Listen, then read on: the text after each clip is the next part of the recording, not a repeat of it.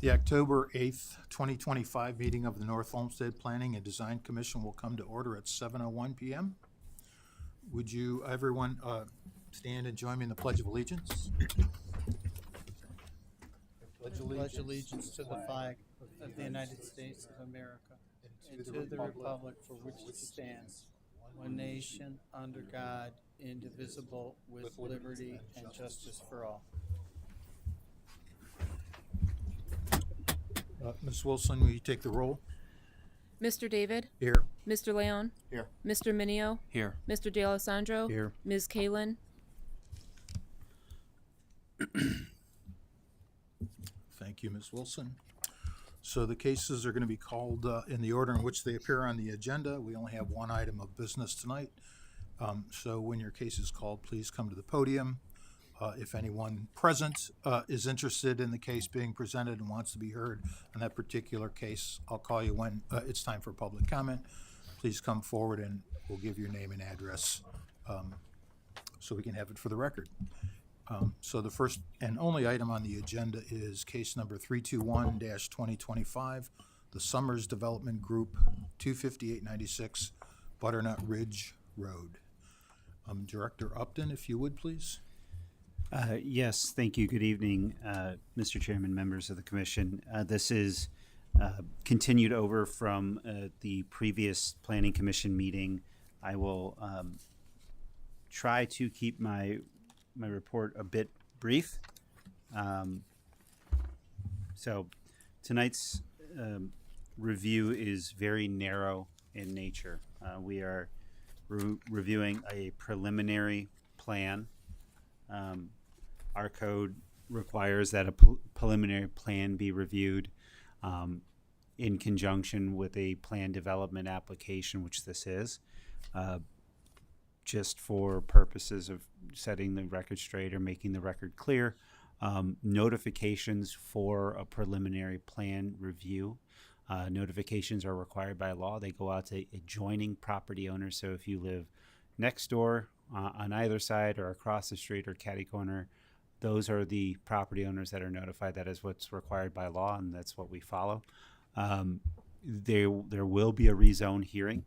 Rezoning notifications are required to anyone who is within 1,000 feet. If your parcel touches within that 1,000-foot boundary, you get notified. And so that's who was notified. It was done properly. It was done by the law, as I'm sure Ms. Wilson could attest to.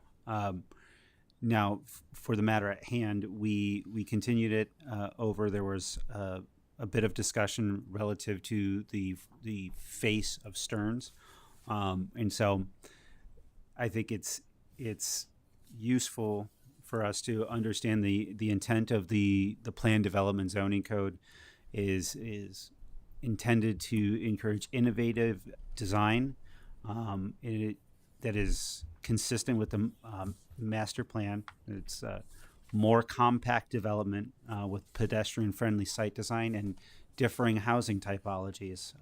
And again, the plan development district is intended to permit a more flexible approach to land use control and promote innovation and diversity in housing types.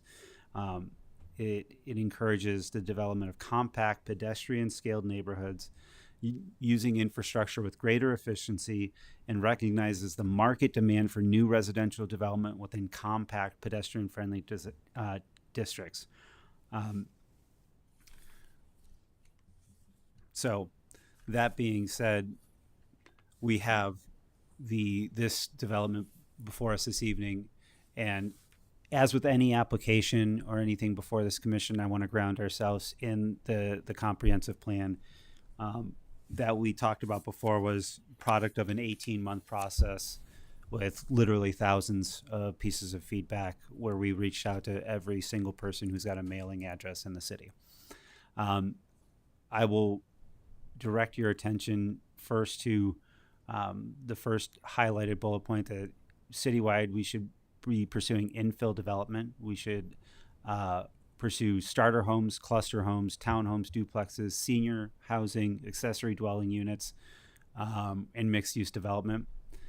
We should ensure that any new development has adequate green space and multimodal connectivity and sustainable development practices for new projects, sustainable development being more of a form-based code. The fourth bullet down has an asterisk on it. That is something that the community said is what we should be prioritizing. And I will highlight the one item relevant to this case: adopt and expand the use of form-based residential zoning codes. The Plan Development Code is a form-based residential zoning code. Therefore, this application before us tonight hits the mark in terms of what our master plan is and what we evaluate these things based upon. We talked a little bit before about how a site design happens from a real estate perspective. This was the initial site design that showed 68 units.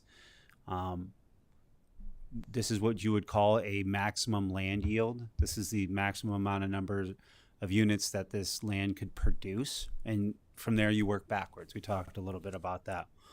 This was a second iteration of that same site design that showed 47 units. And then the site plan we saw last time around was 45 units. And the site plan before us this evening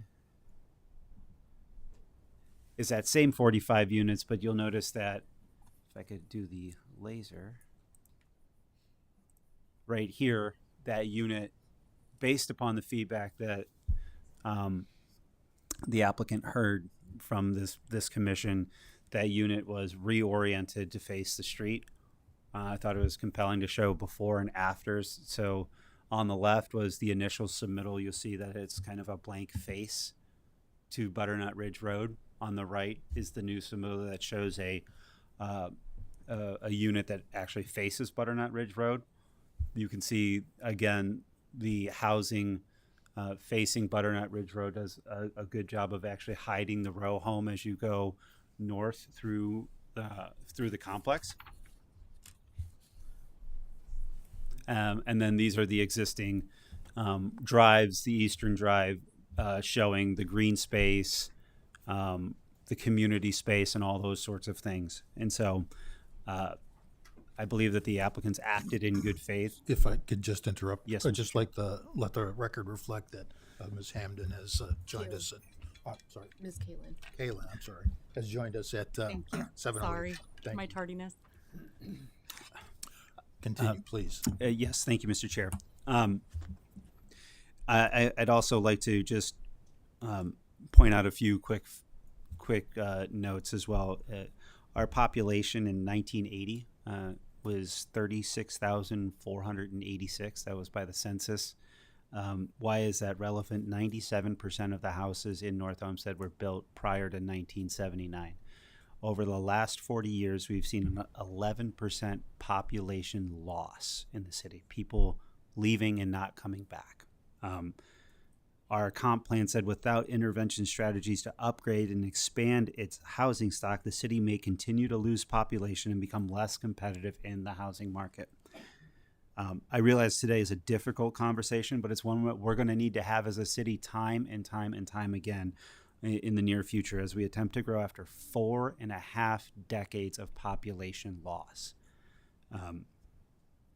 And so with that, Mr. Chairman, I submit that this project, it meets the moment.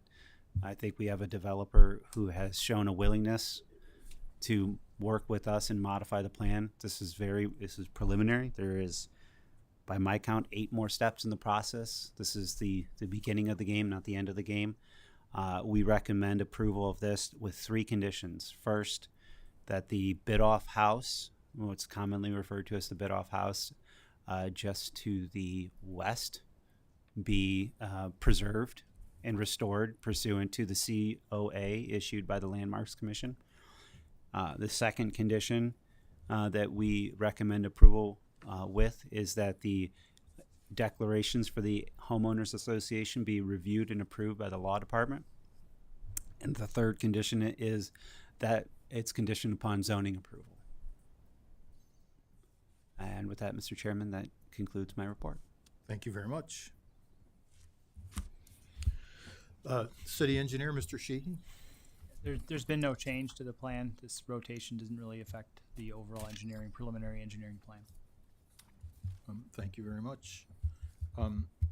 Director of Law, Mr. O'Malley. Mr. Chair, Assistant Director. The Law Director is Michael Garreau. I would echo the comments of the Director with regard to the three conditions that he suggested. Of course, there'll be some devil in the details of those declarations and exactly how the bid-off house could be preserved.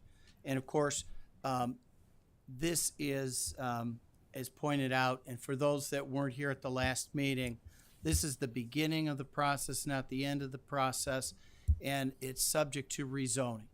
So the property is currently zoned single family, and there will be a proposal to rezone it from single family to planned development, and that proposal will be back before you at a later date. I would also concur in the director's comments about the importance of the master plan. You'll find references to the master plan in the charter that describe your powers and duties. There is a directive in the charter for the Planning Commission to, as much as possible, to adhere to and follow the guidance of the master plan. And that's all I have for now. Thank you very much. So if the applicant would like to come up, give us your name and spell it, if you would, and your address. Absolutely. Greg Summers, Summers Development Group. You want me to spell my name as well? I think we got it, thanks. Okay. 10585 Somerset Drive, Chardon, Ohio. Thank you. Thanks. Good evening. First off, wanted to thank you for the feedback that we received during the last meeting. It was a very useful session, and we went back to our architecture team, our civil team, and put a lot of thought into both the commission's feedback and the public's feedback. And we understand that it's a major priority point to maintain that visual appeal, being the historic district. And our vision now, as you see the updated renderings, not only did we change the orientation, we designed a completely new unit prototype. That's a side load garage, so you're not going to see any garage door whatsoever. It's a side load, and we are also changing the entire vision for architecture for the entire development to more of a cottage style, traditional look. Not every single rendering you see in some of the street views that Mac showed reflects that, but we are committing to doing an overall architectural feel of a traditional historic cottage style feel, board and batten siding, a lot of use of shaken stone, various building materials that we can achieve that look. But I just, again, I want to look at the vision of having that brand new unit fronting the street, even though it's new. You can do a lot with architecture now and styling.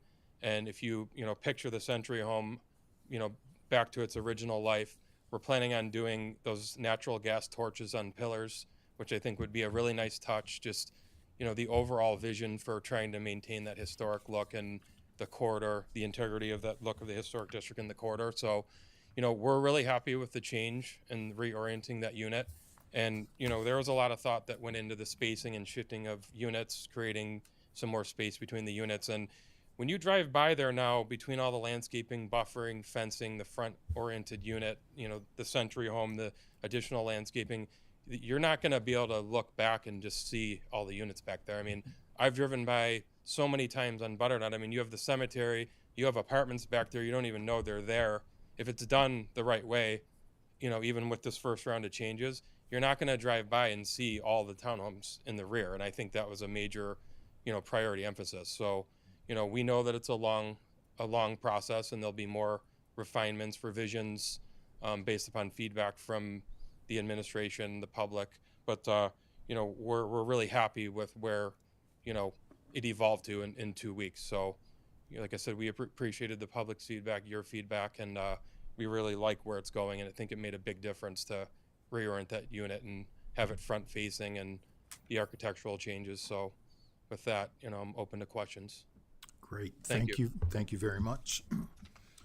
So at this time, if there are any residents that would like to speak on this matter, you're asked to come to the podium, state your name and spell it, and give us your address, and you're limited to 5 minutes. I guess I'll go first again. Mary Ellen Heeman. I am the Ward 4 Councilwoman for the City of North Olmsted, 132 Greenwood Way, South North Olmsted, Ohio. The first thing I'd like to introduce, if I may, is one of our residents here put a sign-in sheet out for everyone in attendance.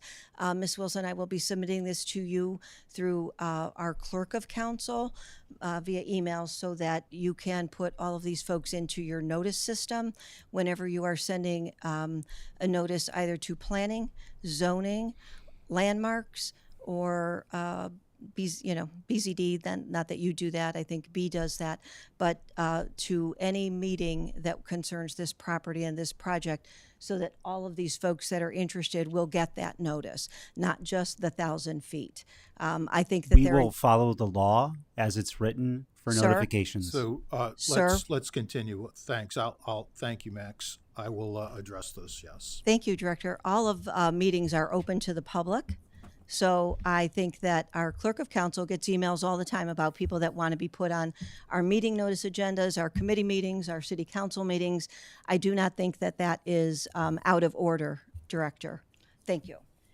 And I will let residents speak for now. Anyone else?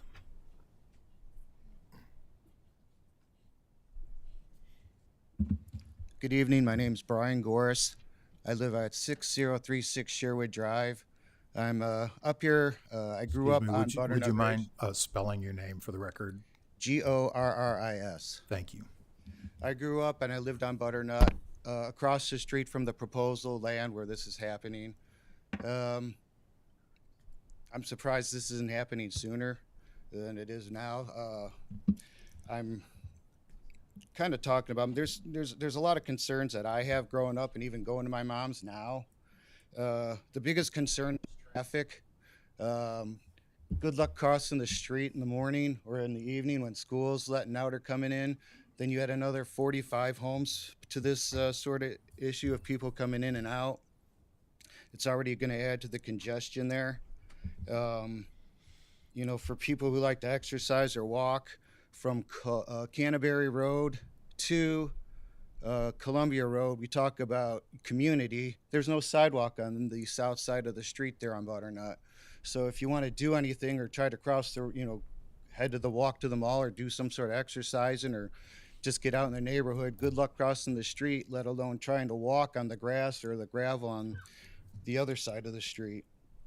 The other things, I'm glad to hear that the house is going to be preserved. It's a great house. It's a nice little house. I'd like to see that. I'm not for the stopping the growth of the city and stuff like that. I do kind of disagree a little bit with the comment that I agree we've lost people, but I think the people that we lost, families in the 80s growing up had 3 to 6 children in them, and all those people have moved out, but the parents are still there.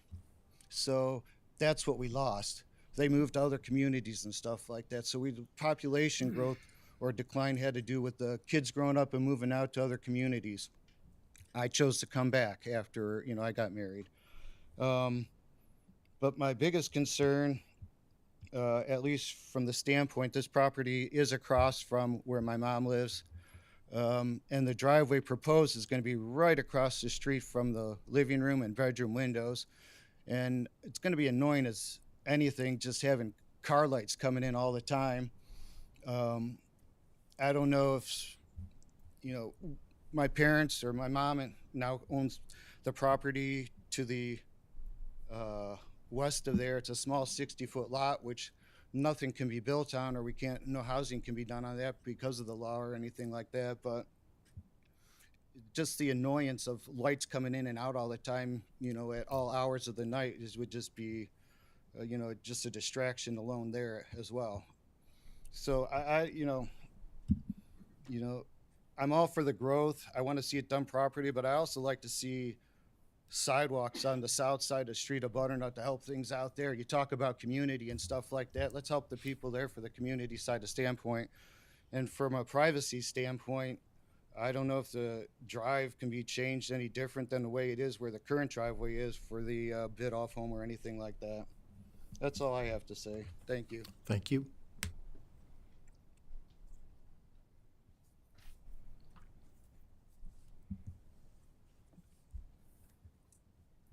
Tammy Johnson Swaney, 25769 Butternut.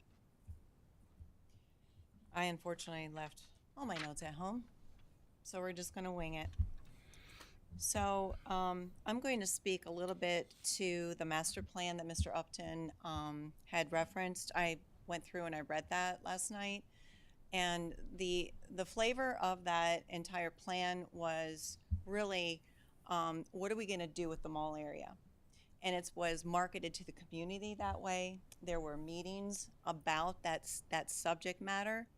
I couldn't find a map of the new or the overlay anywhere, so that really kind of just hit me wrong. Like, I just feel like there's been a little bit of shady work in this whole deal now, and these are the reasons why.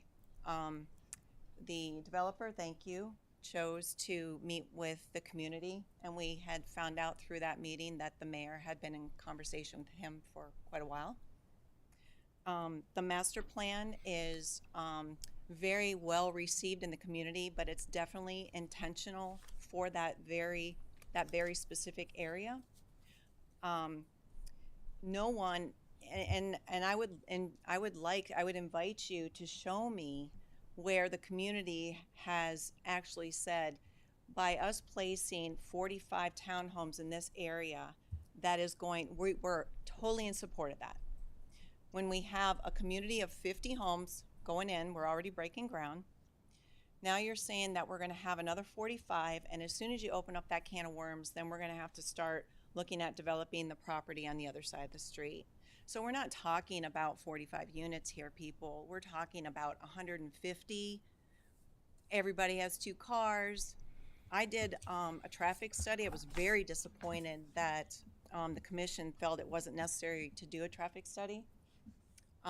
It was over the past 6 days. 7,700 per day was the highest, averaged out to 5,700.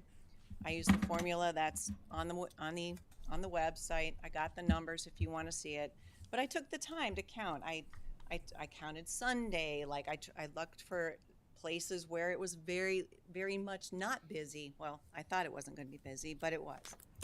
Okay, so with that being said, I also looked at the county records for who actually owns this property, and I didn't see any record of the city of North Olmsted owning it, so I was just kind of wondering how the current owners felt about this, unless of course there's been a transfer in ownership that we don't know about, because it's had a few different owners. Well, yes, but is it owned by the city of North Olmsted today? Okay, so we're having a conversation, we're putting the cart in front of the horse. Or have we reached out to the owners, the current owners, and are they in favor of this, and they should be here and we should hear their voice as well? So the current owners actually bought the property with the intent of developing that property. Okay, that's fair. That's fair. As far as, I would also like to comment about the population loss. I'm not from this area. I bought this home on Butternut because I wanted a place that felt like I was in a very rural area, but close to things. And you know, at the time, we had one person working at NASA and the other person working downtown. And there was a park and ride, and it was like ideal situation. Park and ride is gone, very disappointing. As far as losing population, I would invite you to drive around this city. You're looking at a very depressed area. It's got nothing to do, in my opinion, with whether we put in 45 new townhomes or not. I would rather the city take the money and actually focus in on that mall area, on its streets and on its infrastructure, which I'm not even going to go into. If we put 45 units, I already get flooding in my backyard when we have rainstorms. All of that is old. Who's going to foot the bill? We're going to go into construction. You said 18 months. I'm going to say 3 years. I like to sit on my back deck. We're talking about heavy construction in a densely populated area. We're not talking about developing over, by 480 where we're going to cut ground where there's not as many people. You're interrupting people's lives.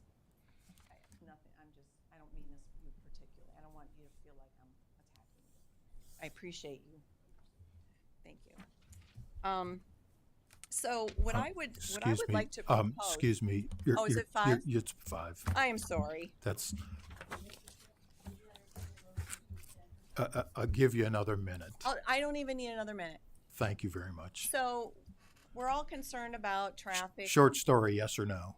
Yes. Thank you. We're all concerned about traffic. We're all concerned about how this is going to look. We're all concerned about putting 45 more units in an already densely area. I would suggest we just pump the brakes. Let's see what it looks like when we have 50 more homes, and then we'll go from there. Like, that land's not going anywhere. Great. Thank you.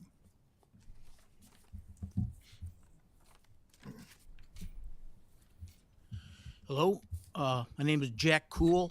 I live at 26030 Butternut Ridge Road. I've been there for 31 years.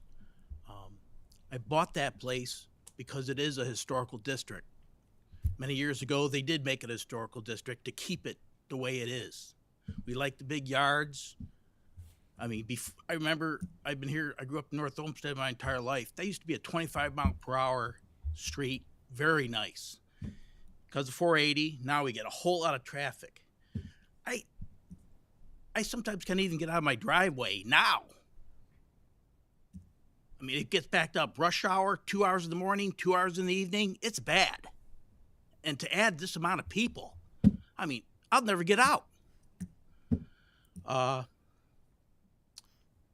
I think that I'm not against development, but if you could have 8, 10, 12 houses, something like that, instead of all these cluster homes, I mean, you're looking at a whole lot of people. And is there going to be a traffic light there? We have too many traffic lights already. It's going to just jam things up. I worked for Henny Homes for years, and all their developments, they opened up on like Lorraine Road, Kennedy. I worked for them for many years, and they always had a very good, especially in Westlake and stuff like that, they always opened up on a much larger road where there was much more better traffic. Butternut was made to be like more of a historical, quiet road, which is way off limits now because of the traffic in 480. But to add all this stuff, it's just going to be horrible. I'm not against the development. It's just that how they're going to do it with that amount of that, opening up the can of worms for that across the street and anywhere else. I mean, it's just going to be it's just too much. It is not going to be a 4-lane road. This is just a 2-lane. They made it a historical district for a reason, to keep it historic. And to add this stuff, and once again, I worked for a builder for many years. I'm all for growing, but the way they're going to do it, it just does not look good. And I feel bad for the everybody who's on that street. It's just going to be horrible. Thank you very much. Thank you.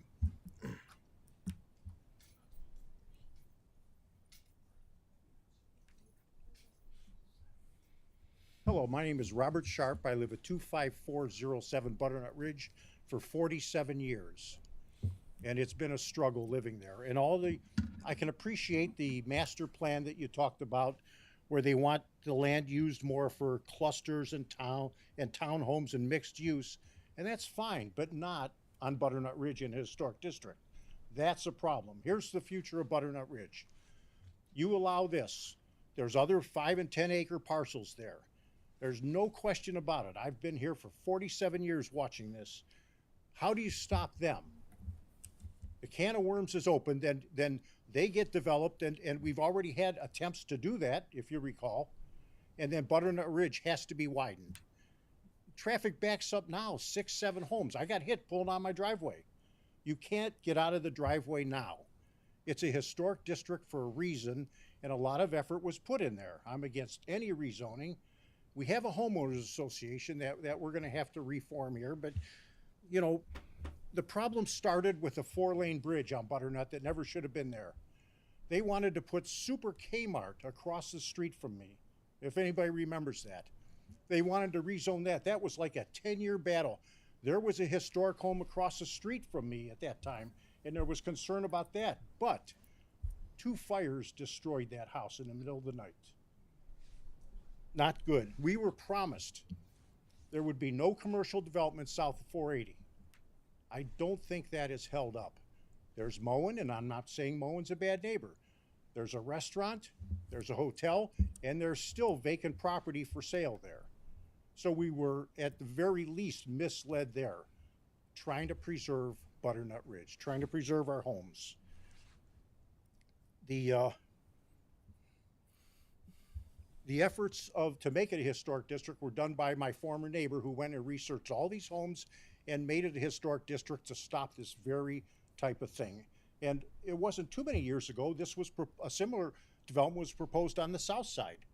It's going to open a can of worms. You're not going to be able to stop it. And you know,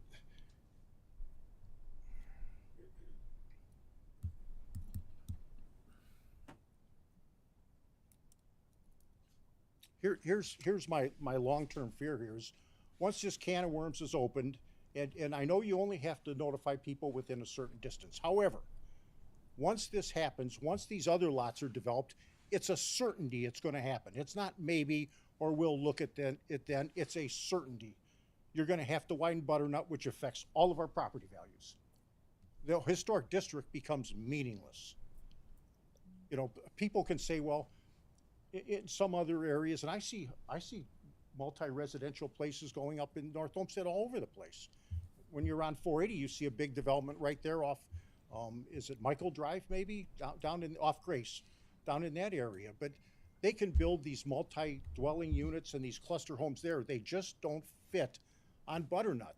And it's zoned single residence, and that's the way we want it to stay, single residence. It's a historic district. You only have one Butternut Ridge. You know, it's not like there's other similar areas in the city. You have one Butternut Ridge, and it's ripe for development, but keep it the way it is. You know, it shouldn't just be there for profit. Thank you for your time. I appreciate it. Thank you.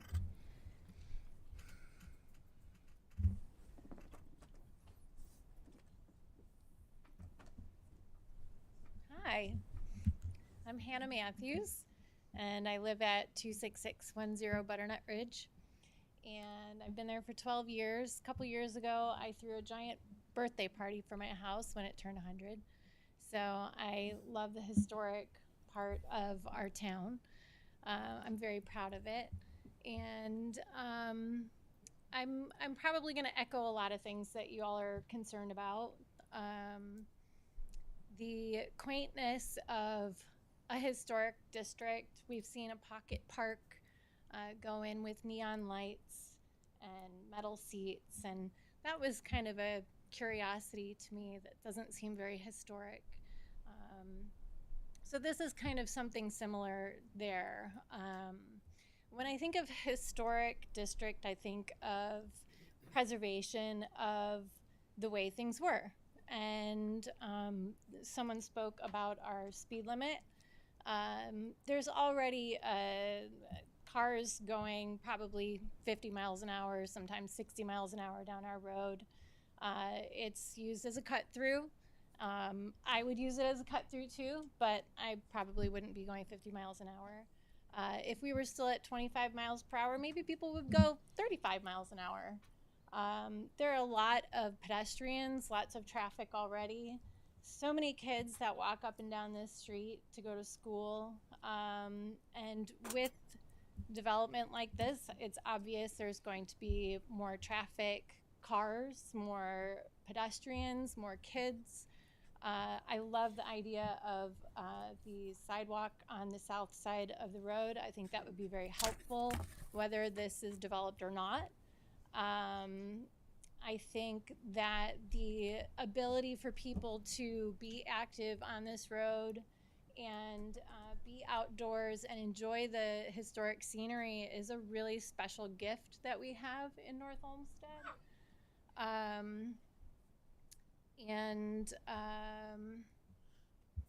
Let's see. Sorry, I lost my train. I'm just going to kind of jump here. I'm very curious about what will happen to our property value. When we have cluster homes coming in, does it increase our value? Does it decrease our value? I don't know. I'm very curious, and I'm coming in here with a very open mind. I'm not saying I'm totally against this. I'm not saying I'm totally for it, but I'm also voicing my concerns alongside my neighbors here, and I'm glad you're all here. Another kind of concern is that North Olmsted already has a really high percentage of developed land. I think we're in the 90s, the 95, 97% developed land. Do we need more developed land? Is this really the only way for the city to gain revenue, to build its community? You know, what happens to, you know, Bambi and her kids, his kids, down the road here? I mean, my backyard, I'm on just under 2 acres, and we have lots of furry visitors that we love. What happens to them? Probably low on the totem pole there, but also I'm curious to know, I love the idea of restoring the Biddulph house. I think that that is lovely if that stays. Who pays for that? Is that the developer that pays for that? Is that the city that pays for that? How does that go down? Who, you know, who decides what is historic and not? The idea of these homes, these brand new homes coming into the historic district, how does that change us? I think the thought that's gone into the aesthetic of it is really nice. I think that's great. But also, you know, the rest of us still have to match our shingle colors and have that approved, paint colors. Like, how does that adhere to the rules of the current historic district too? So just questions, and I'm really looking forward to hearing more about it. And I really appreciate you taking the names, addresses, emails, and I don't see how that should be a problem to notify people who are already interested. So yeah, so that's all I have to say. Thank you. Thank you.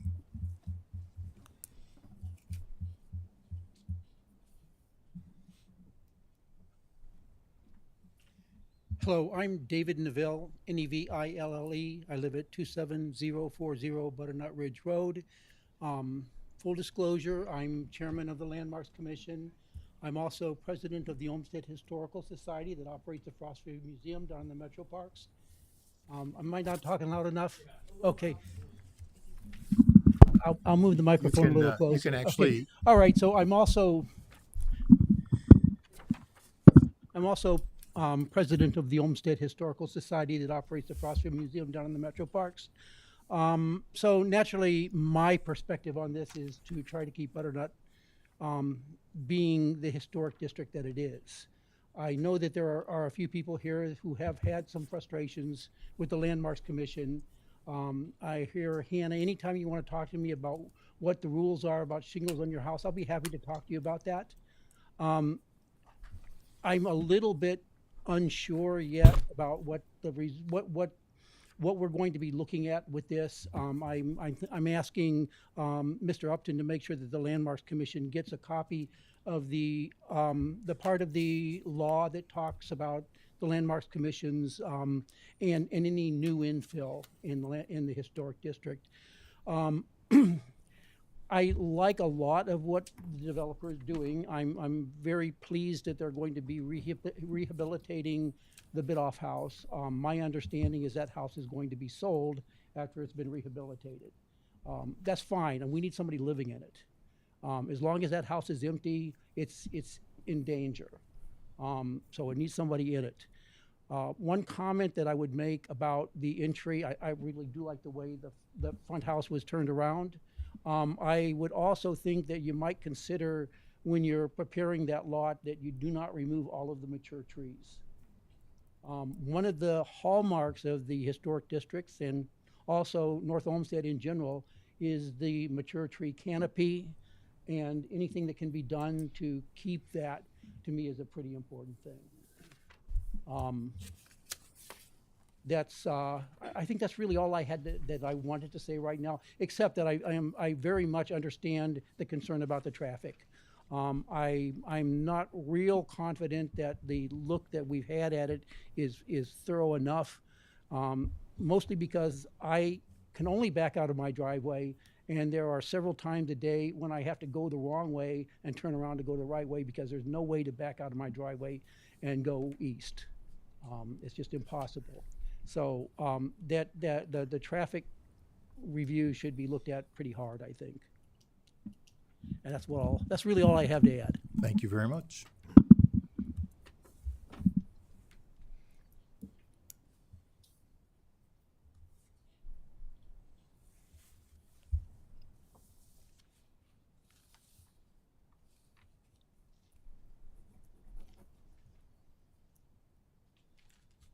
Hello. Hello. Can you guys hear me? You know, if you can take that out and just hold it, that would be, I don't want to hold it. that's great. How's that? That's, We got it. Okay. Let me start my stopwatch here. we have one here. We'll let you know. I I give know. you a 30-second That's heads a up. little embarrassing, though. Like, you should have a timer right here so you could see it. But anyways, my name's Connie English. I live at 5009 East Park Drive in North Olmsted. And I'm going to be all over the place because I wasn't planning on coming here.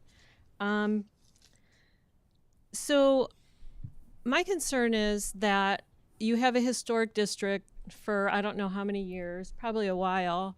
And then you have all these rules that everybody has to follow. And all of a sudden, with the swipe of a pen, you decide, I'm just going to change that because we want to build some houses back here. It's like as soon as we get that our new economic developer, we have all these schools being demolished and you have all these plans for all these new homes. And that's okay, whatever, you know, it might be irritating to some people, but why do you got to mess with the historic district? You're going to be tearing down 3 more schools. Can't you put these over where one of the schools are? You know, you say like you need all kinds of types of housing, and anything that I've seen so far has been top value houses. I haven't seen lower income houses, you know, for starter homes that you mentioned. And I was kind of curious, this bullet point, whatever you call this up here, is that going to be online that we can see it? The report that you showed, Max, or I'm sorry, Mr. Upton? Are you referring to the PowerPoint presentation? Yeah, the one that you had on before these pictures. Yes, I will have the whole file will be available online. Okay, and then these pictures here, is this from the agenda packet that was online this morning, or have these pictures been updated? This is part of the staff report. Miss English, I know that you've been to council before. We just got this AV equipment. No, I understand that. 2-3 months ago. So this is the, when I click on the agenda packet online no, today? you'll receive the application materials. We will post this online though. So, Mr. Summers, this is not what we saw in the agenda packet today. Like if I click on there right now. No, it is not. The right picture is the left picture is on the previous agenda packets information. So it's all on there if you click on both meetings agenda packets. So Okay, because it is all you said available. you changed some things, so I was just curious if this reflected those changes. That's all, not a big deal. Okay, so like I said, So just to answer your question, the right picture is the current proposal. online. Correct. Okay. And they're both online. The left one was the previous drawing that we Okay. received in that packet. Okay, and a kind of funny little story was when I was going about the cell tower at the park, coming up to all these meetings, I remember pulling around the side of this building, and on one of the entrances, laying in the ground there, was the Butternut Historic District sign, and it was just laying there like in disrepair, and it's kind of like a sign of what was to come. And this apparently is what was to come, because this does not just happen by chance. This has been planned, and there's been legislation changed from the charter so this can be allowed to happen. And that's the part where I heard someone say something shady. It just doesn't, the optics are not good. And if you said you've been in talk for a while with the mayor of this property was sold in February of 2022. Okay? The Musial Foundation owned it from October of 2000 to July of 2011. And then it sits with them until February 2022. And then we have a new economic director come aboard in 2022, and the property is sold a month later. I don't know. It just doesn't, the optics don't look good, okay? So I'm very sad because I love the historic district. And with the construction at the park, you mentioned the traffic, the lights and everything, it's a mess. It was a mess over there. And I will be so glad when it's over, because the pounding and everything, like, your life is disrupted terribly. I didn't know about the prior meeting at the library. Where was that posted? I missed that. Was it at the library in the corner that nobody sees? I mean, who's the planning and development director of this project? So I'm sorry, we're not really here to answer questions. We're Okay. here to get your feedback. So Okay, well, you're free I to was talk to wondering the who that director was, because I looked offline. online for your commission, and there's like a flow chart that shows all the steps and where this project is, and I was wondering what step we're at on that flow chart. Again, I'm not sure what you're referring Okay. to, and we're not here to answer That's your okay. question. Can This I is a ask you preliminary after? design plan. When After? everyone has had their comments, we'll, I'm Okay. sure, Not a problem. listen and you'll hear us explore this further. All right, well, I'm over my time by 11 seconds. Thank you very much. Mr. Upton, can I have one more minute? It's the Actually, chairman's meeting. I'm sorry, yes, Mr. Chairman. You got 45 more seconds. Okay, cool. I should have given you the 30-second heads up, but I missed. That's so. okay. I said I'm all over the place. Like,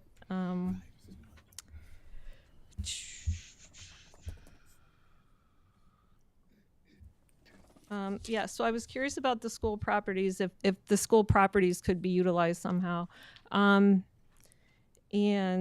I was wondering also, maybe someone can fill me in later how tall the homes are going to be, because they look pretty tall. Let me see. And there's going to be way more traffic too, because with the mall project, you're going to be putting in a bunch of apartments over there. So you're just going to have like everywhere, just traffic everywhere. I think that's all I got. That's all. Thank you. Thank you.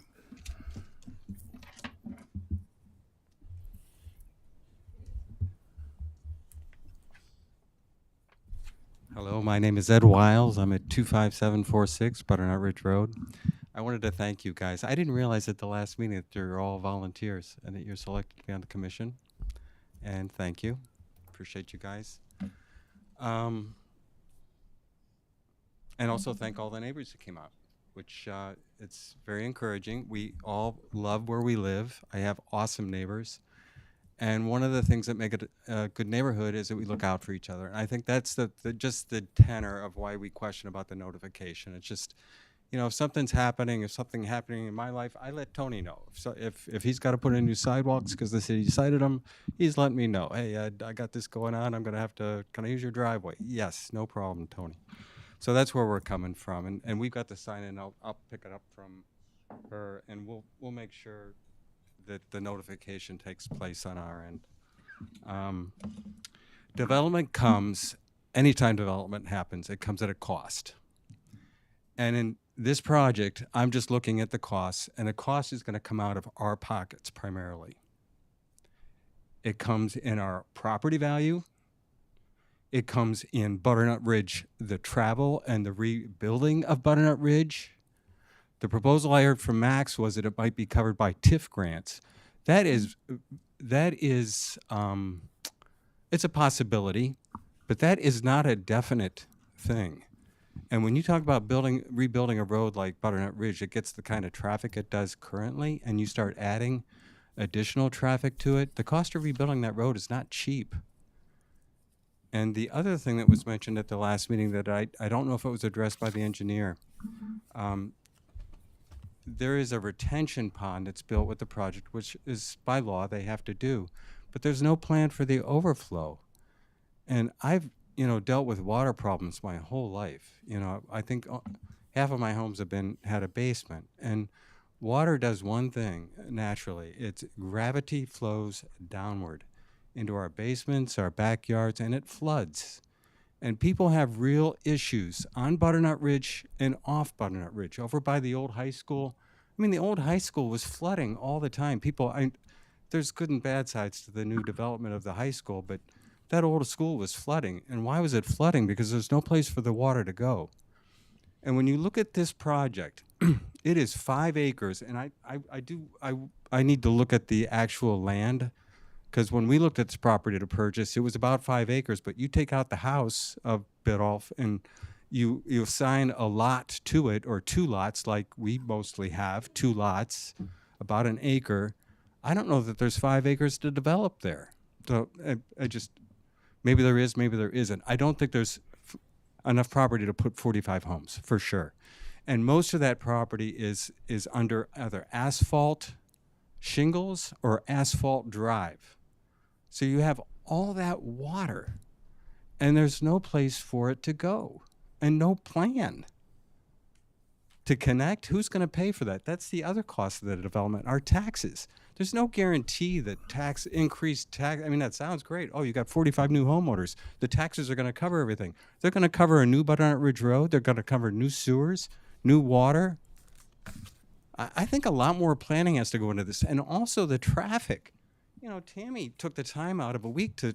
The traffic is real. I can tell you. I know you live, Jose. You live on the street. We're not making this up. I have a wraparound drive. I can fortunately go all the way around and come out facing forward. A lot of people can't do that. They're waiting to back up. Oh. Thank you very much. Appreciate your time, and thank you for all you guys do for this city. We're just, think of yourself as that one of us as neighbors. I mean, we're looking out for each other, and we want the best for our community, for sure. Right. Thank you. I've lived here for 31 years too, so. Thank you.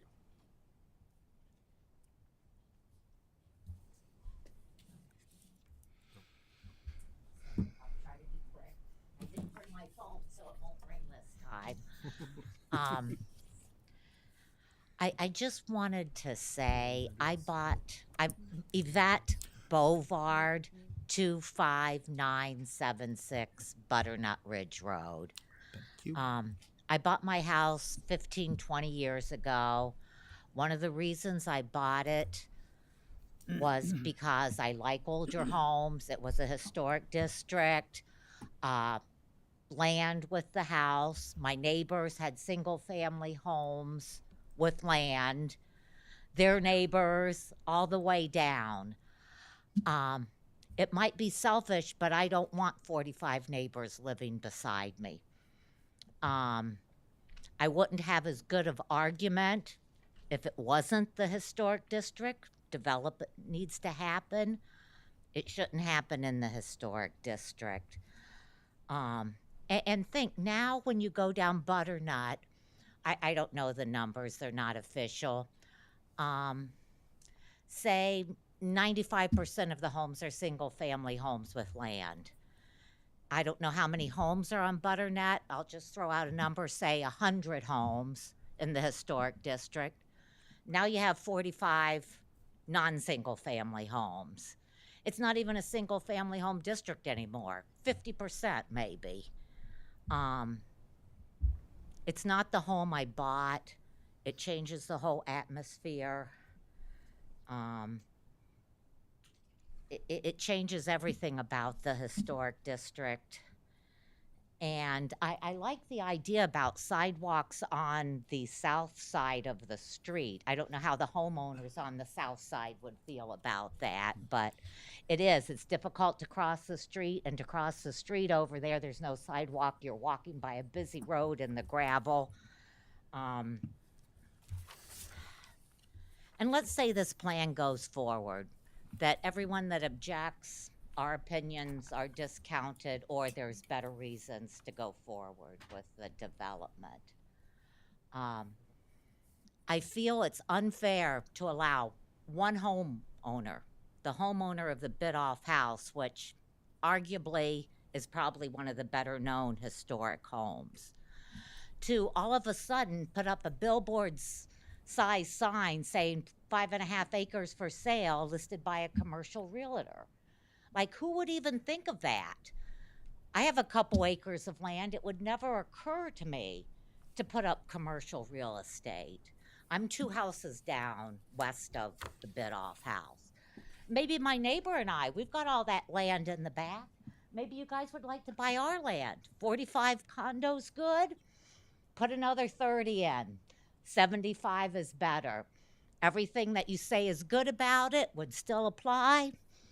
And of course, all the bad things too. But to allow one homeowner to have the variance and everything involved in that and not free it up for everyone on the street is inherently unfair. And I know you people are the first step, and there are several others. But at least at this point, don't pass the buck on to the next step. You can stop it here. I don't see how the good outweighs the bad. If the only thing you can think of to make North Olmsted a wonderful growing city is to destroy the historic district, I think you need to go back to the well and come up with other alternatives for it.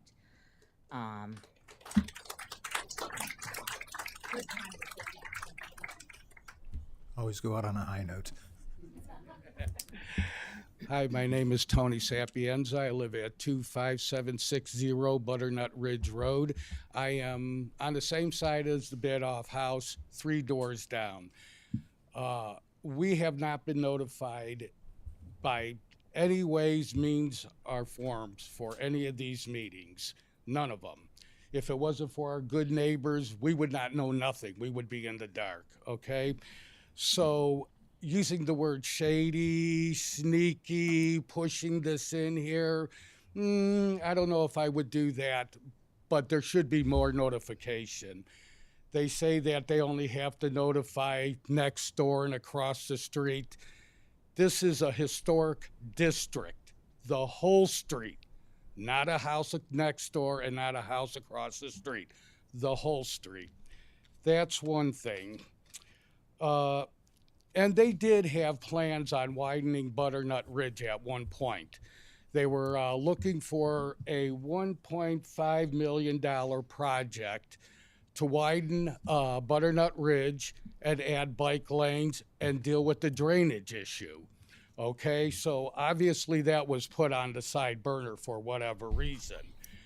Building 45 units is not going to make the water any better, the drainage any better. There's a drainage problem. It's already been acknowledged by the city. And like I said, they wanted to widen the road and put in bike lanes. So for whatever reason, that was put on the back burner, And once again, I have no problem with developing, developing, not on Butternut Ridge. It's not the street. Let's see. Besides an unwanted view in my backyard, which was all trees and woods, now I'm going to be looking at 2-story houses. It's not what I moved there to look at. I moved there for the wooded lots and the historical district. I was born in North Olmsted. I grew up in North Olmsted, graduated from North Olmsted. My wife graduated from North Olmsted. We moved away. We moved back to Butternut Ridge because of its character. But this development or any other development on North Olmsted, on Butternut, is a cancer to the historic district. It's going to eat it away. And if this development goes through, you could bet your bottom dollar that property across the street and just to the east is next. That is in the gun sights. That is in their sights. They'll tell you there's no plans for that. We have no plans to widen the road. We have no plans to put in street lights. The traffic, when I moved in, the first thing I had to do was put a turnaround driveway and a backup to get out of my driveway. We couldn't get out of the driveway. I had to immediately, the first thing I had to do was put a space where I could turn around and pull out of the driveway. And to rezone, to come by and just rezone when all of us for years and years and years and years have to abide by the landmark committee to do all this stuff, and all of a sudden new development? No, you guys don't have to. You guys are exempt. Guys, do whatever you want to do. Paint your house whatever color you want, put whatever color roof you're on. But if you're on Butternut, just in front of that driveway, you better do what we tell you, or, bring the plans to city and we'll see if we'll approve them. Anyways, that's about everything else is the same echo. Traffic, drainage. If this goes through, they will have their sites on that property across the street, and there's no stopping them. Once one development is allowed, how could they stop the next development across the street? How? They can't. So, and once that development goes in, then the road gets widened, then the bike lane comes in, then the street lights come in. So, And- yeah, 30 more seconds, so. Okay, that's what everybody knows. It's just a cancer. I'm not against developing, but not in the only historical street we have in this city. It's a cancer to North Olmsted, plain and simple. Thank you very much. Thank you, neighbors, for keeping in touch.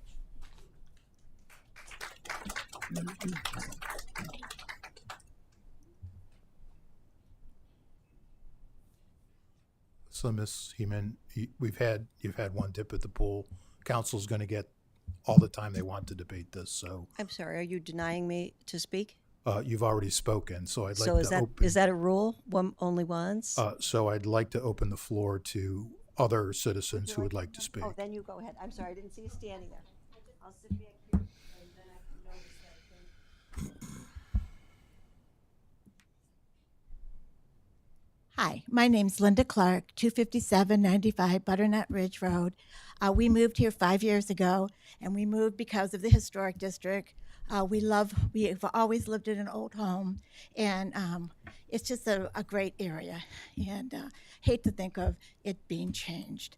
I would like to say that I'm one of the neighbors across the street, and I've been kind of paying attention. Oh, excuse me, I'm getting emotional. I've been kind of paying attention to the traffic, and it's taking me longer and longer to get out of my driveway, and I pull out because we have a turnaround. And I'm sitting there and I'm watching, and I'm thinking, well, gee, I have that driveway coming right out to the front of my house. So now I'm going to have to look to the right. I'm going to have to look to the left. Oh, and then I got to look across before I can get out of my driveway. It's an accident waiting to happen. The other thing is, I did go to the committee when we were invited to the planning meetings. I went to the first week, my husband and I, Steve, we went to the ballroom, and something was presented at the ballroom, and I remember meeting some of you at the ballroom. And then we went to the high school, where they had all the charts, and you're supposed to put all those dots. Well, we had no idea what was going on. I mean, it really wasn't explained. It was just a bunch of charts all around, and just kind of walked around, put dots here. What did you like? Heck, I never had any idea it was going to affect Butternut Ridge. I thought it was the Great Northern Boulevard, the mall, you know? So, and then what was that one more thing? Well, pretty much what everybody else has said. So that's kind of where I am. It's going to be a real problem to get out of the driveway, you know. So unless the red light goes right there, you know, we're going to have a real problem. Thank you. Thank you.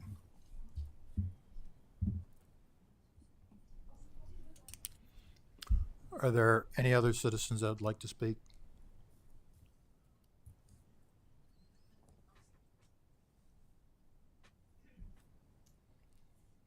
May I? Oh, no, you go ahead. Hello, my name's Margaret Corrigan, Corrigan. I live at 5930 Decker Road. I just have a few talking points. So Butternut Ridge is already a small 2-lane road. It has too much traffic. It leads to our high school, our middle school, our library, and the city park is at the end of the street. There are children walking up and down this road. We do not need extra cluster homes that will lead to more traffic in this area. We are already planning on putting in a grant-funded crosswalk because we feel like we need that because it's already unsafe for our kids to cross. Flooding already occurs in this area. The road infrastructure is not built to sustain 50 more homes.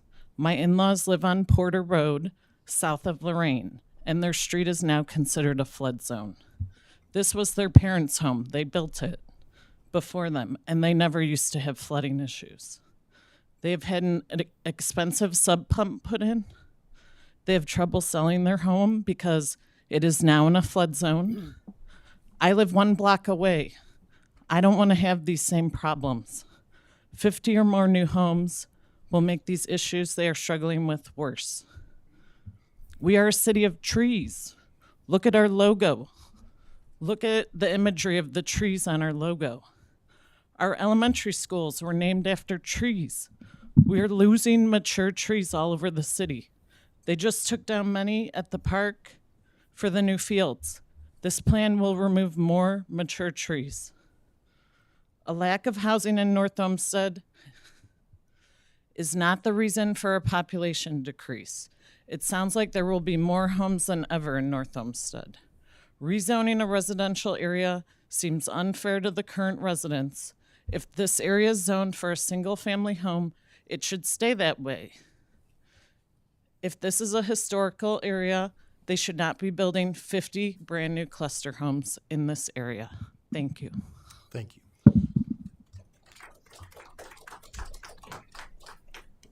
Anyone else?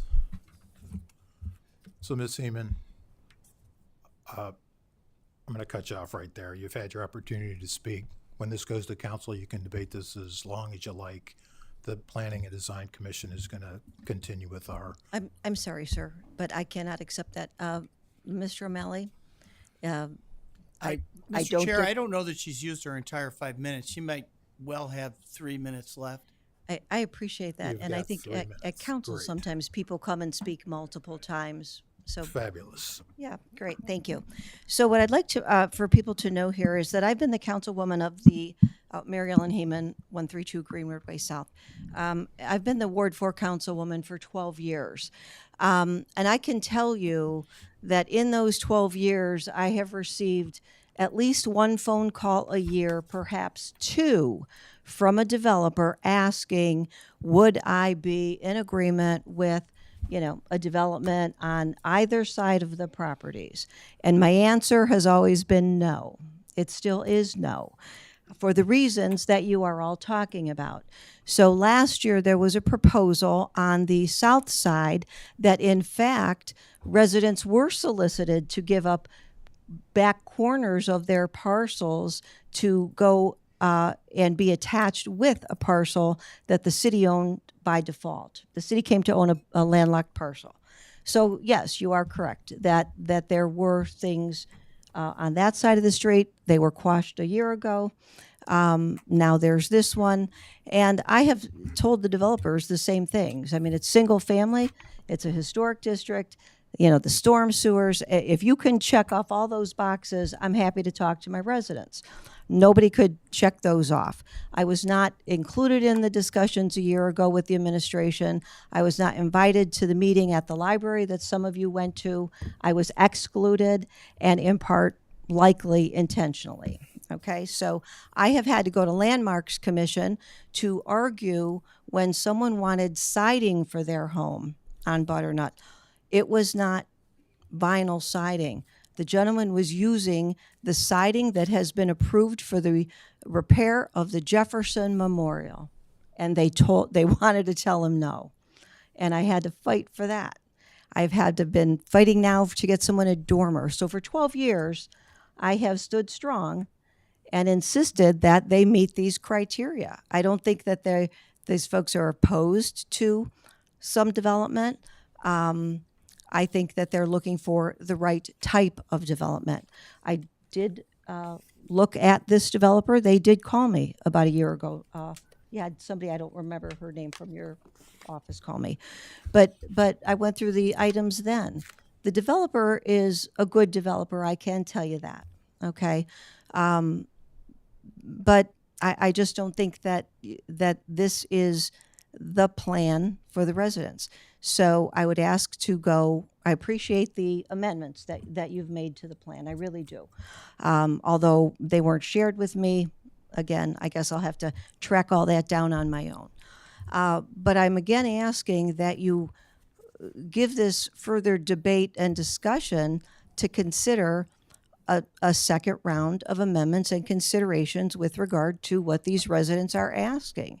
And they've asked the same thing for 20 years. I can tell you, campaigning, they were told that nothing would be built on Butternut. Not by me, but by the mayor. So that said, I think it deserves another look, a closer look, and perhaps there's a little better of a meeting of the minds. Thank you. Thank you. Any other citizens would like to make a comment?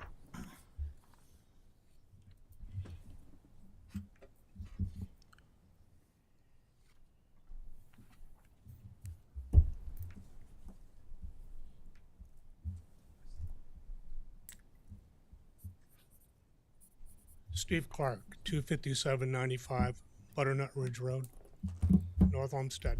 Hi, Tom. I'll be very brief.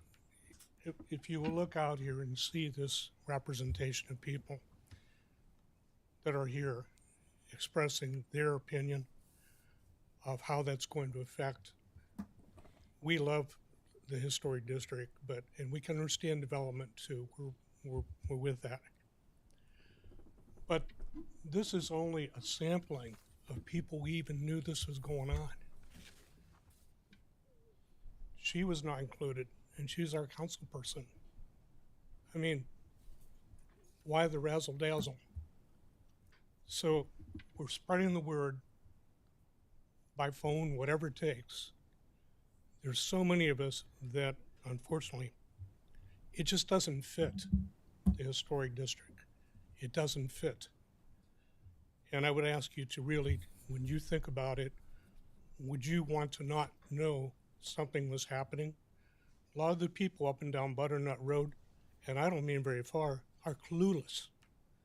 Not now, but they were, when was all that happening? So we respectfully ask that you consider what each one of these people have brought up, because they're telling you the truth. Thank you. Anyone else? Okay. I think we're good. Thank you very much for all those comments. I appreciate you showing up. And, you know, all of us are volunteers here. I've lived in the city for 31 years myself. And so, you know, I want to live here too. So I have a vested interest in this community too. So I just want to open the floor so that the Planning and Design Commission may ask questions regarding the staff reports and of the applicant. So open up the process for questions. Okay, I think I'll go first, and maybe this is just some points of clarification. It may be repetitive from the last one, so just so that everybody's grounded. Number one, this is not city-owned property, correct? That's correct. Okay. Number two, I thought I heard in the previous discussions that any development, this development, whatever, any shape or form, would be subject to the historic district covenants and requirements to go through those reviews as well, correct? Correct. This development will have to go through Landmarks Commission just like every resident from Butternut Ridge Road. Okay, I just wanted to be clear about that detail and just reconfirm that this would be under the same kind of purview. Correct. Thirdly, we talk a little bit more about the traffic. I brought up last time, I mean, we've all seen Butternut Ridge traffic increase over time, and that has, as we've confirmed, and nothing to do with the city of North Olmsted. It's a lot of development going haywire to the south without extra infrastructure. That said, can you just reiterate the engineer report? I think I just want to understand that what the initial traffic assessment was. I know it didn't reach a threshold for a further study, but I just kind of want to understand where the traffic projections are at now for that. The report that was provided to us shows the during the peak traffic flows, you'd have an increase of approximately 26 vehicles in the AM peak hour, and that's a combination of entering and exiting. The total of they showed 7 entering and 19 exiting, and the weekday peak hour would be 11 or exiting and 19 entering that entrance. So 26 to 30 additional vehicles for the peak during the peak traffic time. Within an hour. Within an hour. Okay, thank you. All right, thank you. Just wanted to clarify some of those details. Other. I just got the same concerns the neighbors have. I mean, I live in Butternut. I've been there for almost 10 years now, and traffic and water. I had a water issue at my house for the past 2 weeks, and it was really expensive to repair. And traffic has only gotten worse past 3-4 years. It's brutal, especially in the afternoons. So I can only go by what we're given, but I don't see only 30 cars coming in and out. I understand that people were doing the work from home, but that's changing. Putting 45 units, let's say half of them are couples. Now you got 60 something people, 70 people. Mostly everybody's gonna have a car. I am really worried also about traffic in the street and also the water issues. In regards to the developers, what was done looks great. I appreciate the fact that you guys took the commons and moved it and made it a front-facing house as opposed to the side of the cluster homes. That's great, and I know that the neighbors haven't seen it, or maybe they were here last week or 2 weeks ago. But the Biddle house plans, they look phenomenal. That it's beautiful house when it's done. So that would definitely, if it's done, it would be a nice addition to the street. But I'll echo the same complaints the same issues, concerns that everybody has with the traffic and the water, and I am extremely surprised by the low count of cars, morning and afternoon both. I could see double that easily, and that's just the people that live there, not counting guests and everybody else. So I'm just worried about that, just like everybody else in the audience. Mr. Minio? Yes, just one clarification from the city engineer, if you wouldn't mind. The applicants acknowledged that in the previous meeting that the stormwater basin didn't have a concrete plan of how it would be connected. At this point in the application process, is that a concern? Would that be typically addressed at this point? Or is that in line with where we would be at in the process? Yeah, preliminary typically sometimes there's a very obvious answer. So if there's a big storm line on Butternut Ridge and they were going to tie into that, that's not an option here. They're not tying into Butternut Ridge. So they have a detention basin at the low end of the site, which happens to be on the north end of the site. The cost and the design of that basin is something that they'll need to meet our very stringent stormwater standards. So it's going to be a complicated engineering task. Certainly if I was designing it, I know that there will be maybe a combination of that basin, maybe some other groundwater recharge areas, things like that. But that's part of what they will need to go through that process to meet our drainage requirements, which are quite stringent. Yep, but up until this point, they've done everything that they need. They've showed the location on the low spot of the site. It's a logical location for the water to go. How exactly they route it, store it, let it soak back into the ground is up to them. So I have a number of questions here. So the Biddulph house, as I understand it, the developer would buy the whole property, and as one of the conditions, the developer would be responsible for restoring the property and then put it for sale. Correct. I anticipate the developer will buy the entire property, would come back before this body with a lot split, and that would be sold as a single-family home, just like any one of the residents on Butternut Ridge purchased their home. Got it. And that process of restoring the bid-off house has got to, what is the process for that to go through? It's got to go through Landmarks They've already been through the Landmarks Commission. They have a certificate of appropriateness. I would imagine they would go through as a formality just to make sure the certificate had the right name on it this time around. They as part of the disclosures for the house itself, I shouldn't say disclosures, but part of the due diligence that they did on the house itself was obtaining the COA and the documentation from Landmarks Commission that was already previously approved. Got it. Thank you. Now, earlier you mentioned... Mr. Chair, please. if I may, it wouldn't hurt a bit to invite the developer to comment on the bid-off house. I believe he already has, but several members of the audience maybe didn't hear that last time. And it certainly would help. Got it. We'll get there. Thanks. We'll get there. I got a list of questions. Sorry. And so, Mr. Upton, you mentioned an approximately 9-step approval process. So, correct. This is what we're looking at tonight is a preliminary plan. Yes, Mr. And Chairman. what does that mean to us? If I may, to answer that question, maybe provide a little bit more clarity to Mr. Minio's question. The preliminary plan, I kind of wrote this down in preparing this evening, does not answer the following questions.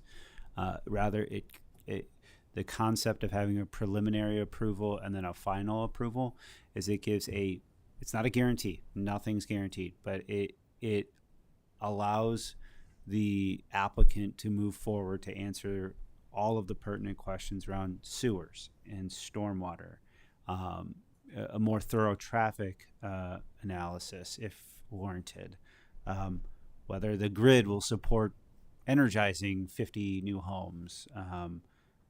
I heard some residents voice concerns about the tree canopy. They'll have to come forward with a tree preservation plan and clearing plan and planting plan and all those sorts of things. This preliminary approval says that the way that this lays out looks good.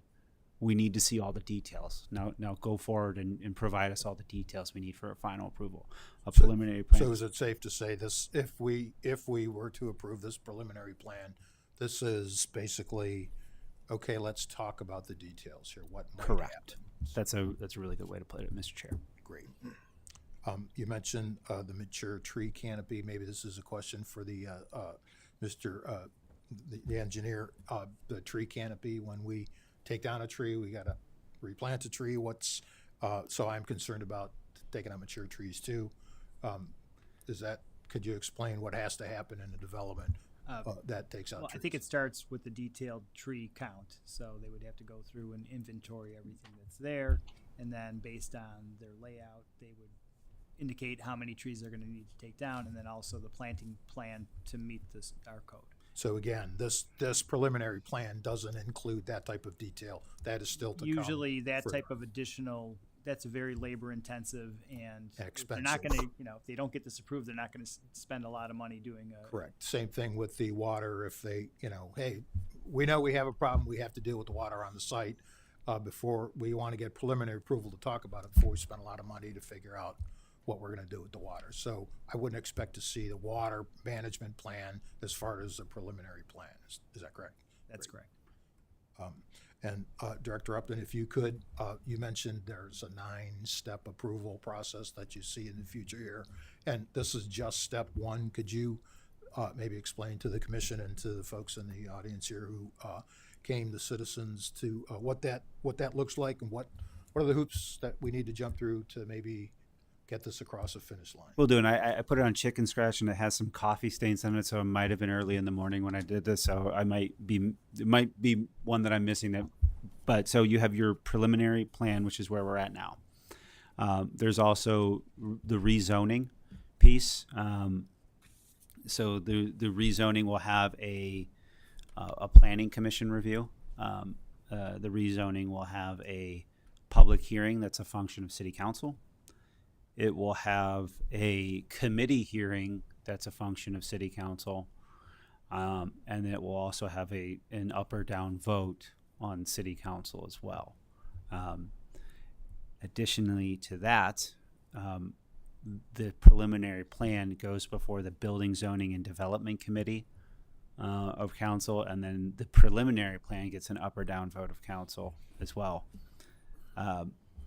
It goes through that same 3-step process. So I did undercount now that I'm ticking them off. It goes through that same 3-step process for the final plan approval. They come back for the final plan approval. You offer a recommendation. They go to BZD, the Building, Zoning, and Development Committee, and then ultimately City Council itself for the final plan approval.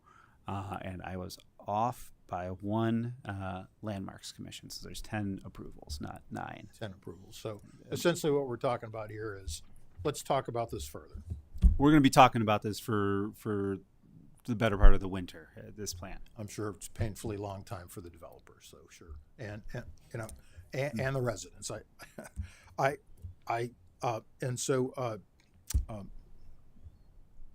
Mr. Sheehy, if you would, the traffic. I hear loud and clear the residents' concern about the traffic. I know that's an issue.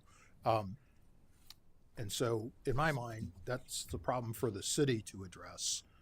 The applicant is responsible for managing the traffic on his parcel.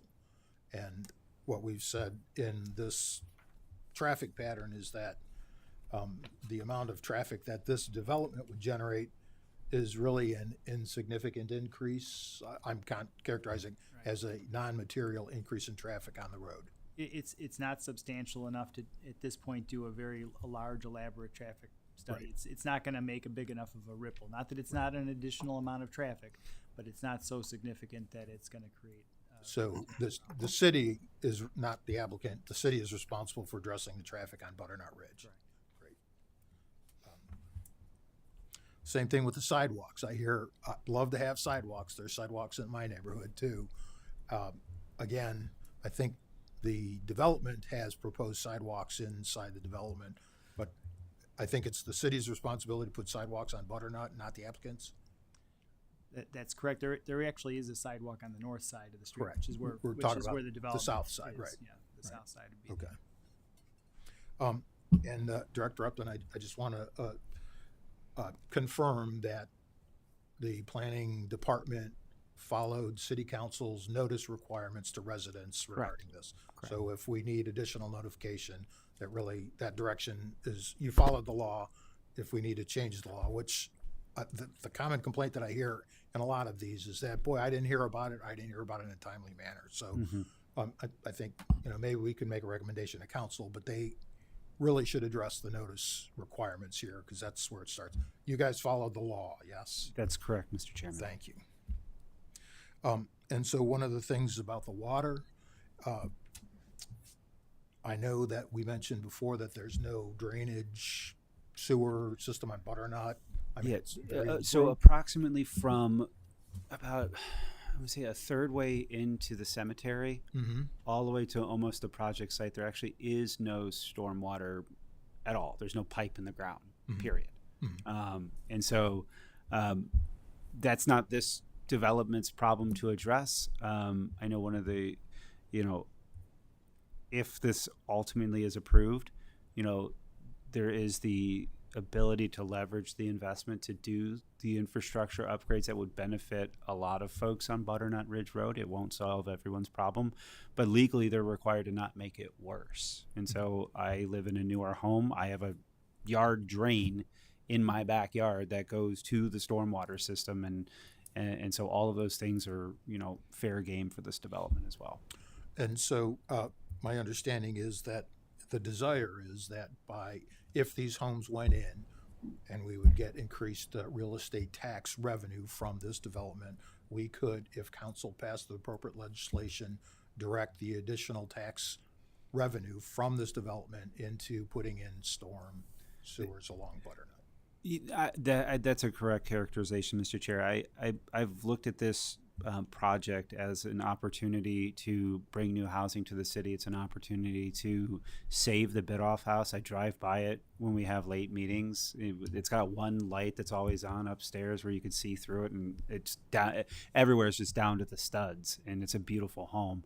And I see it as an opportunity to leverage the investment, to invest in the infrastructure. There's 60 feet of public right-of-way on Butternut Ridge Road.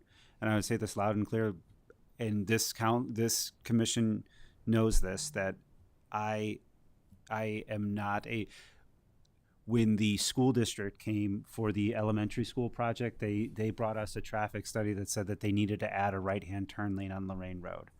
They're not adding a right-hand turn lane on Lorraine Road because the infrastructure can handle it. I am philosophically against widening roads always. It's a waste of taxpayer dollars. It creates more headaches, and it damages, a quaint neighborhood. There's enough there with a repaired Butternut Ridge Road and improved sidewalks that we can accommodate many modes of transportation and alleviate some, not all, but some of the challenges. Great, thank you. Let's see.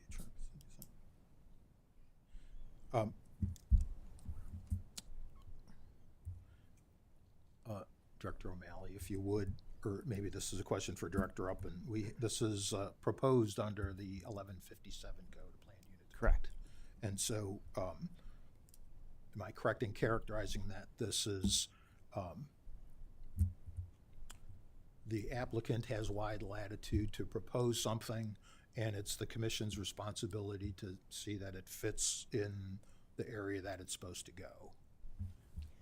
It doesn't necessarily comply with the remaining zoning requirements in the city, but. Mr. Chair, members of the commission, what I would say to you is this is in anticipation of the rezoning. Mhm. Your rezoning review and the city council's rezoning review is much, much, much broader.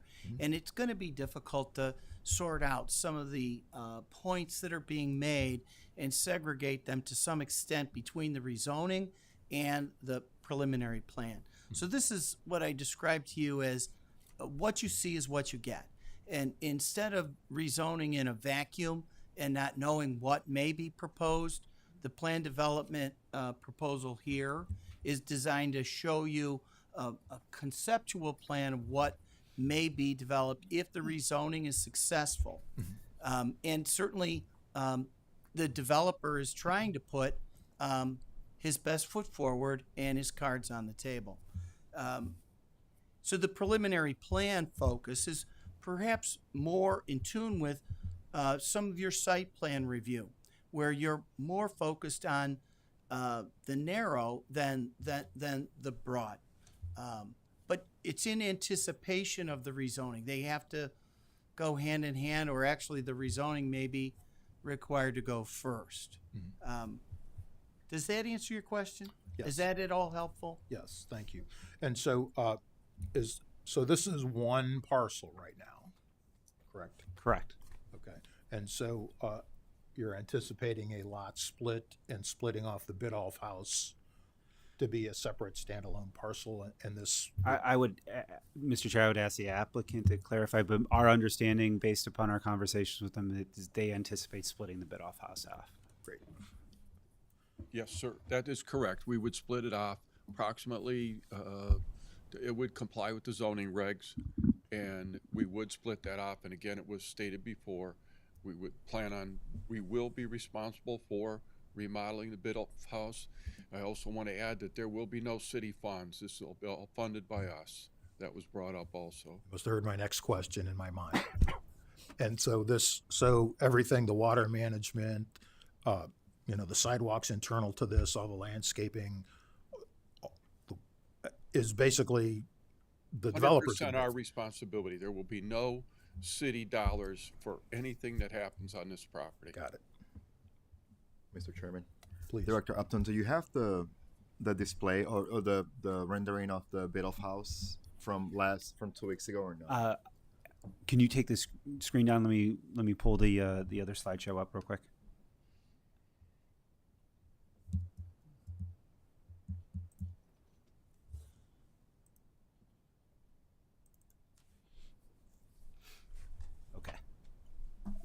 I have it right now.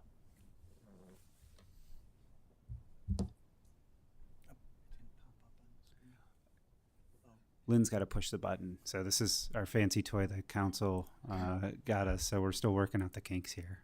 It's delayed. There we go. So this is directly from the submission to the Landmarks Commission of the Bidoff House. That is the restoration. And those are kind of profile views of the northwest, east, and south elevations. And that was previously reviewed and approved by the Landmarks Commission. And so your plan is to renovate this and then sell it on the market? Is right? Great. Can you talk to me about the price level of the homes in this proposed development? Again, when we had the meeting at the library, there was some concern from the Butternut residents, but we think that we'll be at least $425,000 to $500,000 based on developments we've done elsewhere in the both on the east and west side. Unfortunately, today construction costs are just crazy. It will definitely be 425 plus. We can't do it for less money. And so, in the scheme of housing prices in the market in this area, is that's really kind of below average price, is it not? Well, you have to look at the square footage of the house and stuff. Correct. So, it's market. It's The market. market will determine it. It's what we can sell the house for and what it costs to build. Got it. But again, you're looking at probably $20 million investment in this community. Right. And if I may, real quick, another thing is I do not agree at all, and I don't, we've done we basically did 180 houses in South Euclid over the last 3 years in conjunction with the city. It raised their average house price in the community from 180 to 228 in 2 years.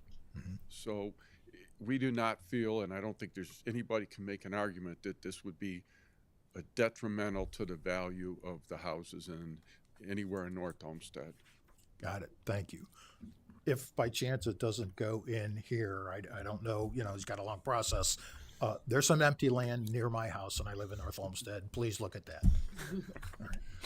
Any other questions? At this moment, no. I have a question. Please. The house that's at the front of your development that you have turned to face Butternut Ridge, will that be a part of the development, or will you parcel that one off No, as it well? will be, we will not parcel it out as a single parcel. It would be part of the HOA and the development. It'll be one of, whatever the number is, 42 or 45 houses. Okay, thanks. I was just wondering. Thank you. Any other questions? I have a couple more questions. So, remind me the age span in this historic district of the houses. Yes, I figured you'd be able to tell me. Phone a friend. I asked Mr. Neville. From the mid 1820s to probably 1970s. Okay, up to the 70s. Yes. Okay. And that was because then it was pretty much filled out. There's some other lots that have not been filled yet, but because for fires or whatever, floods or whatever reason, Is there a majority of the houses are within a certain time frame, or is it just sort of it's developed organically? There are groups of them, and a lot of infills that are in different ranges. For example, just close to my house is probably it was probably built in 1825. County records make it very evident that David Stearns bought that house in 1825, and the legend is that he made a stagecoach stop. He sold it to somebody else in 1832, who turned it into a house. So, but that house, and then directly next door to me is a 1970s ranch.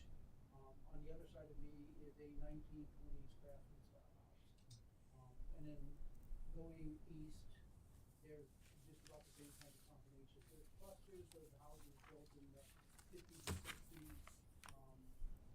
I believe that's about the age of a lot of those brick homes that are across the street from that area. There's so many, it just it depends on where you look at the street. There's clusters of houses from different periods, and a lot of them are also infills in, then when you consider that in the 1800s, these houses were farmhouses. And so those farms eventually became parceled out into lots for single-family homes. So a lot of things happened over the years. Okay, thank you. That's helpful for context. That was my question. Great. Other questions? I'm good, thank you. Good. Mr. Chairman, Please. a question for the developers. Just regarding the cost of the pricing of the houses, on the paperwork that we received for the previous meeting, it showed over 400,000 to 550. But I recall, and I wrote it down, that when we were talking, I don't know which one it was, but you guys have mentioned up to 600,000. Now that's a big difference from 425 to 500 to, from the paperwork, upper 400s to 550, and then here it was 600,000. Just based upon our experience, it's the variation of what you can put in the house in terms of upgrades are significant. So, it may be advertised, say, in the 420s, 430s. People can easily upgrade a house, especially with building costs now. And it depends on people's taste, but this is based upon a case study of us doing thousands of these over, decades. And some people go pretty far in terms of what they'll put in their house and what it'll transfer for. We'll have developments where some houses sell for 430, some will sell for 680, and it's the same footprint. You can finish basements, you can kind of go as crazy as you want in terms of upgrades. So I know it seems like there's a wide variation there of price range, but everybody does completely different things and are willing to, put a certain amount of money into their house when they build or buy it. So it's just a big variance, and that's why. Okay. Before you sit down, I have a question. So this is more on the business end of it, and there was a lot of concern raised of the density that we're talking about this. So have you explored other options that still work for you with lower density, or is what you're presenting, this is all the only way that you can make it work in the market? I mean, originally Max had brought up the conceptual plan of, what it could support in terms of townhome density, and we work substantially backwards. And, we tried to come up with a plan that checked all the boxes that we've discussed. So, I mean, I think where we landed is, it still works despite all the, the challenges involved in terms of what it costs to develop now. So we did explore it thoroughly, and, the density that we're at, we feel, it's a good plan and it checks all the boxes. Thank you. Any other questions? So here we go. So I would like to make a motion to recommend approval to City Council of 321-2025, the Summers Development Group, 25896 Butternut Ridge. Can I get a second? Second. Thank you. Mr. Chairman, Please. would you consider the conditions that the director suggested? Yes, with the following conditions, that the Biddulph house be segregated in its own parcel and restored and preserved according to the Landmarks Commission. That this is conditional on the zoning being updated and approved, and that the homeowners association documents be submitted for review and approval by the law department, city law department, on those conditions. Second? Second. Thank you. So now it's open to deliberation by this commission. I'll just say that I'll start it off. I hear the residents loud and clear that this is a historic district, and we're trying to shoehorn a number of units into a place that has nice big treed lots, and it's nice. I certainly hear that the traffic is a problem. It's not necessarily the applicant's responsibility to fix that. That's the city's problem. The city needs to address that. The applicant is responsible for his parcel. I certainly hear the problem about water. Again, that's the city's problem. The applicant is responsible for handling the water on his property. And they have a problem. They know they have a problem. This is a preliminary plan saying this kind of makes sense. But before they spend a lot of money to try to figure that out, we say no, let's at least give them the opportunity to look at it. We know we have a problem. They know that they need to address it. And so that's theirs to address. The storm sewers on Butternut, though, are the city's problem, as is the sidewalks. I know there's sidewalks on the north side, but not on the south. That's really the city's issue. And the traffic, I mean, if we need to look at what happens on Butternut, that's the city's issue, not necessarily the applicant's. And I'm certainly aware, I mean, I live right off Lorraine Road. The traffic is crazy in my neighborhood, too. It's not necessarily the applicant's responsibility. And I hear it's a historic district. It's beautiful. I drive down there all the time. And I know that, North Olmsted has plenty of starter homes. I would live in what would be considered a starter home myself here in North Olmsted. I don't plan on moving. I've been there for 26 years. I've been in North Olmsted for 30. But we need some options as far as housing goes in the city to address folks like, someone mentioned that, there's a lot of empty nesters here. That's why the population has decreased. We need some options for them too. I know we had the new development go in over there by Stearns and Lorraine, great options. I was looking at those myself. And this is another option that I think North Olmsted needs. And I don't think the market value of these is outrageous. So as far as the preliminary plan goes, I mean, I hear you, and I don't think it really hurts to talk about this more. What we're doing here tonight is let's just talk about, see what the options are.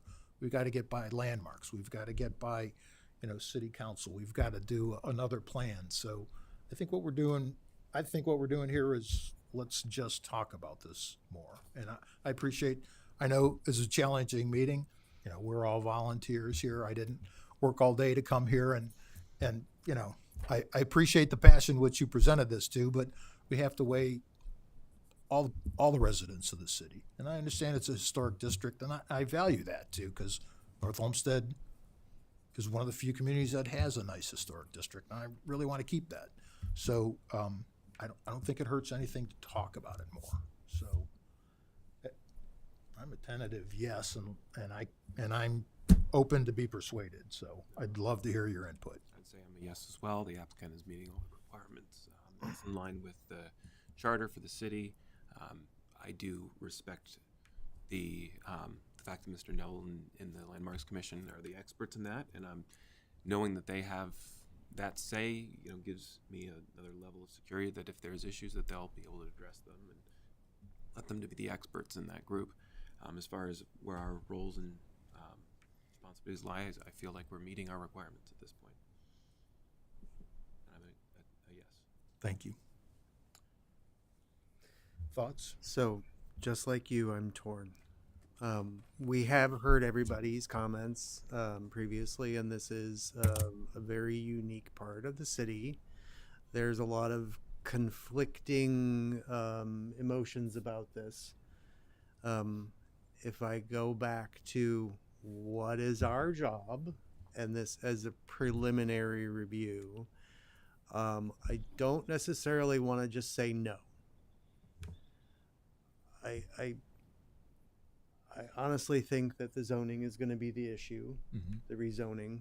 I think there's probably somewhere in all of this that we've seen examples around the country where you can do very interesting neo-traditional development that sort of fits in with a historic district that maybe people would be less resistant to.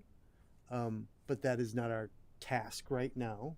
Our task right now is, should there be additional dialogue? And there's, as we've said, there's a lot in the process.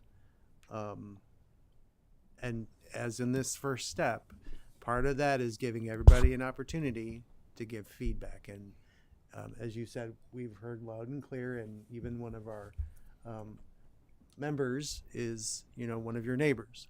So that said, I'm a tentative yes, only for the fact that I think within that it warrants additional conversation. It's not an absolute no in my mind, because I have a lot of reservations, as you do, and a lot of questions more. That is not our charge at this stage. On a preliminary plan, correct? On a preliminary plan. Thank you. I'm a yes. I think you've done what we asked you to do from the last meeting, based on the information that we have been given about traffic counts and what you're trying to do with the adjacent property. I think you guys have gone above and beyond to accommodate some of those requests for not a ton of new houses. So I'm a yes for you to proceed.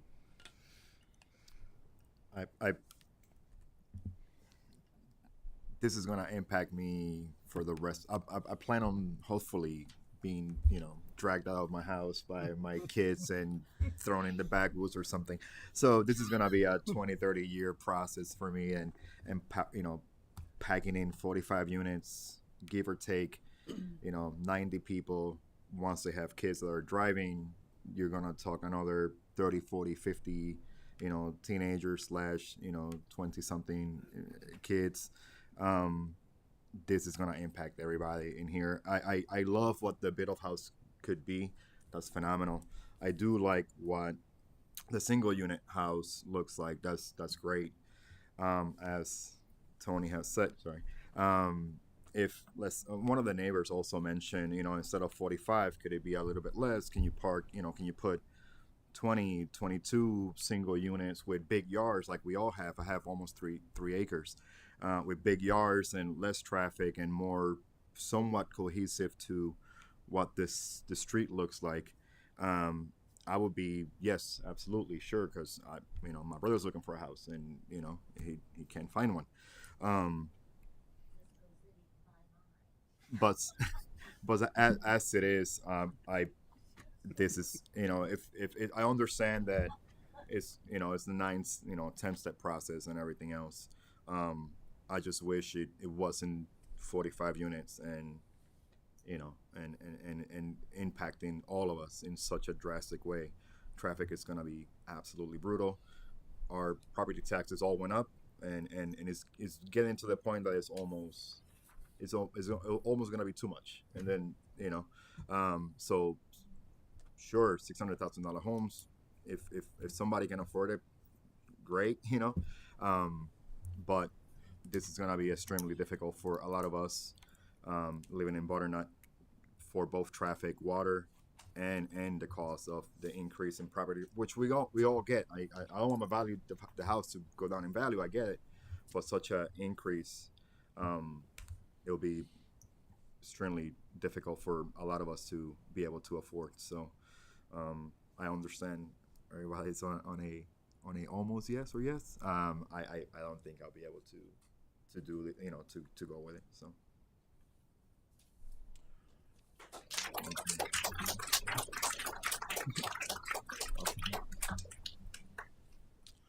Well, geez, maybe we should ask for a pay raise.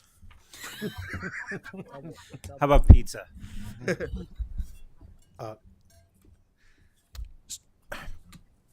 I just wanted to say, I hear your concerns, and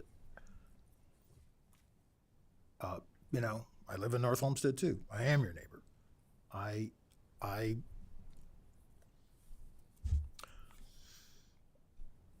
hope you show up again at another meeting to tell me the same thing. I just don't think it really hurts to talk about it more. This is a preliminary plan. I have reservations about shoehorning it in there too. Does it meet this commission's charter at this moment for a preliminary plan? I think it's okay to talk about it more. So I think we're at a vote. So Ms. Wilson, will you call the roll, please? Mr. David, I'm a yes. Mr. Leone, No. Mr. Minio, Yes. Mr. D'Alessandro, Yes. Ms. Kalen. Yes. Motion passes. Thank you very much. Thank you for coming. Thank you for your input. Any communications to the commission? We did have a new board member get voted on. However, she had a flat tire, had some car trouble, and could not make it this evening. So she will be joining us for our next meeting, Mr. Chair. Thank you very much. So I'd like to adjourn the meeting at 8:56.